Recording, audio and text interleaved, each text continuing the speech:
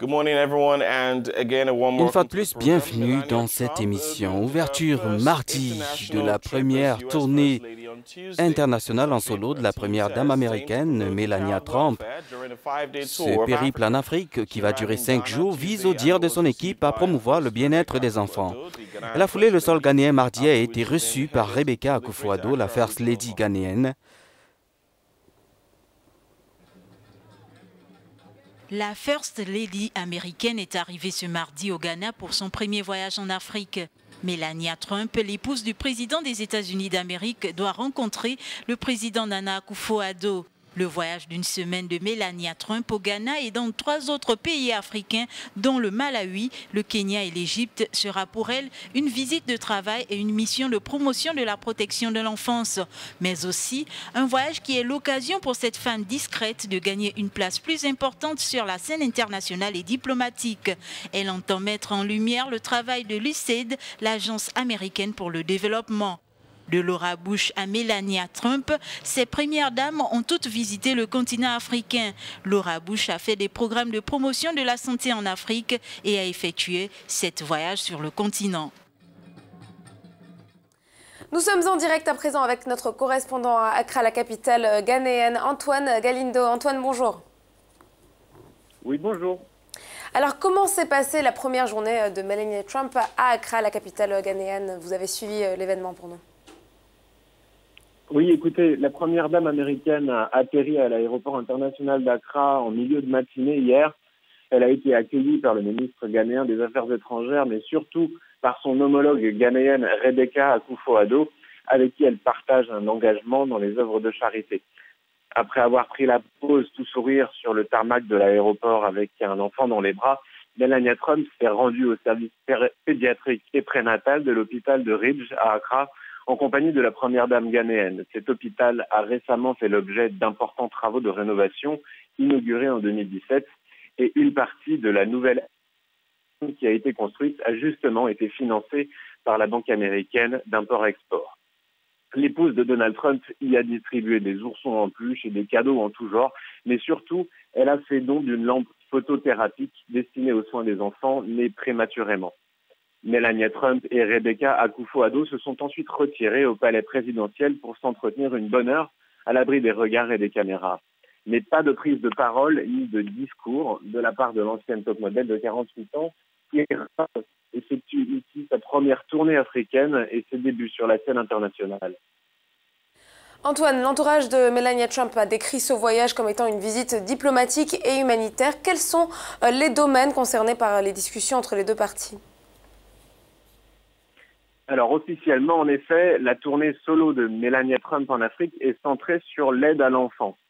Au Ghana, puis au Malawi, au Kenya et en Égypte, elle fera la promotion de sa campagne Be Best, soit le meilleur en français, qui veut aider à améliorer la condition de l'enfance dans le monde en se concentrant sur 3 points. Le bien-être, l'utilisation des réseaux sociaux et la question de l'abus des opioïdes. Elle a aussi pour but, cette visite, de mettre en lumière et saluer le travail de l'agence de développement américaine USAID, dont Donald Trump a récemment menacé de réduire le budget, notamment en Afrique. Mais en toile de fond, tous les observateurs voient dans cette tournée un moyen, en fait, de la part de la Maison-Blanche d'apaiser les relations entre l'administration Trump et l'Afrique, un continent à l'égard duquel le président américain a tenu des propos très durs. Inutile de rappeler qu'en début d'année, il avait par exemple qualifié les pays africains de, je cite, pays de merde. Mais la semaine dernière, déjà, au moment d'annoncer la tournée africaine de sa femme, Donald Trump avait mis de l'eau dans son vin en affirmant que, je cite encore, l'Afrique était le plus bel endroit du monde à de nombreux égards. Alors pour terminer, Antoine Galindo, quel est le programme de Madame Trump pour la dernière journée de sa visite au Ghana ? Aujourd'hui, Melania Trump doit se rendre à Cape Coast, dont elle doit visiter le château. Rappelons que le château de Cape Coast est chargé d'histoire puisqu'il fut un haut lieu de la traite négrière transatlantique.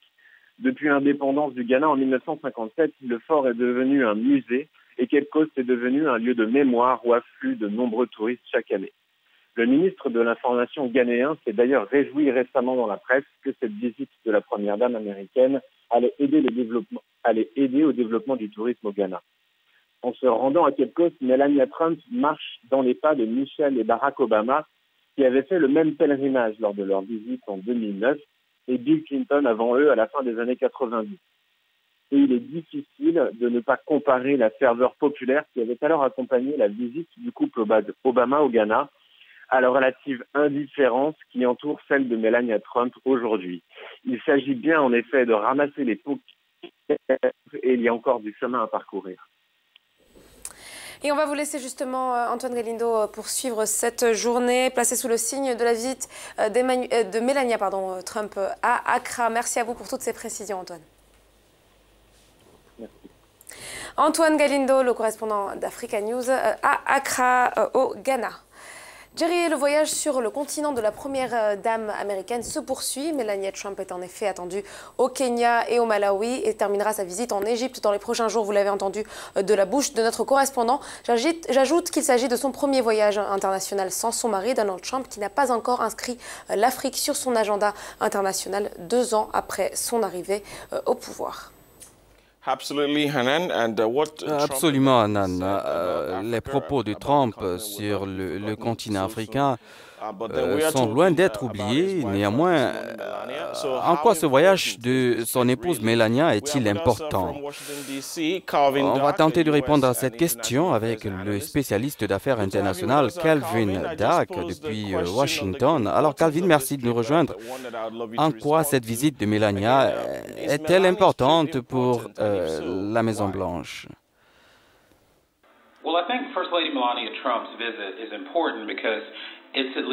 Eh bien, je pense que la visite de la première dame, Melania Trump, est importante car il s'agit d'un premier pas pour réparer ou essayer de réparer les relations entre les États-Unis et les pays africains après les commentaires désobligeants de Trump. Je pense aussi que c'est important parce que les causes que la première dame essaie de promouvoir, le bien-être des enfants, la réduction de la pauvreté, apporteront au monde l'attention qu'elle mérite, tant sur les lieux qu'elle visite que sur la cause même qu'elle soutient.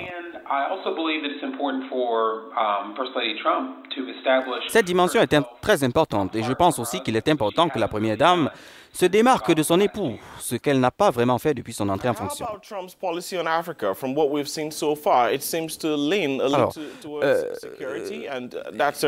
pourriez-vous également parler de la politique de Trump en Afrique? Il s'appuie davantage sur la sécurité et d'après ce que nous voyons, c'est loin de l'agenda de Melania. Calvin? Hello? Allô, Calvin?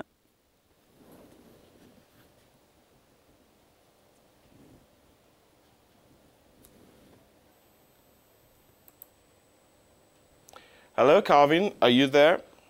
Êtes-vous avec nous, Calvin? Calvin, how would you compare this trip to the ones the Obamas have made to Alors, Africa? peut-on comparer le voyage de Melania et...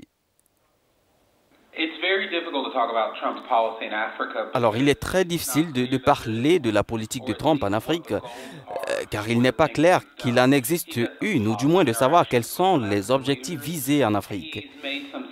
Il a eu des interactions positives avec certains dirigeants africains, il a pris des mesures pour améliorer la coopération antiterroriste, coopération en matière de sécurité, investissement. Mais il existe une stratégie cohérente réelle pour ce qu'il considère comme les relations afro-américaines pendant son mandat. Alors, quelle comparaison y a-t-il entre ce voyage de Melania Trump et ceux d'Obama en Afrique?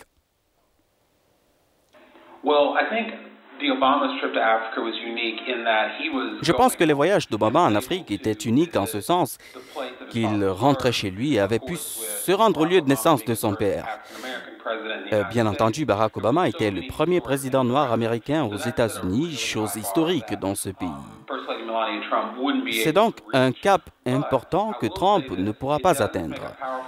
Mais je dirais ceci, ce premier voyage en solo hors de l'Amérique sans le président Trump est un pas en avant dans la bonne direction pour renforcer la bonne volonté entre les États-Unis et les pays africains. So in that sense, I think it is good, and it at least is a step in the right direction towards building better goodwill between U.S. and African countries. Cela pourrait aussi renforcer l'image et la crédibilité de la première dame Melania Trump aux États-Unis pour ces causes qu'elle tente de promouvoir durant le mandat de son époux.